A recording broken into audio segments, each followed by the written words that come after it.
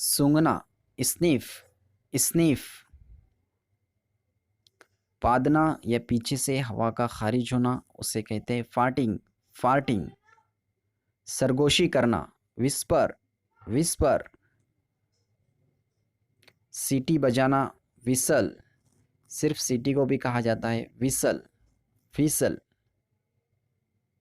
ताली बजाना clap clap. गरारा करना जो मुंह में लेकर के हम पानी से करते हैं गरारा करना उसे कहते हैं गार्गल गार्गल। हिचकी हिकअप हिकअप। खांसी कफ कफ। चीखना या चिल्लाना स्क्रीम स्क्रीम। हंसना या कहका लगाना लाफ लाफ।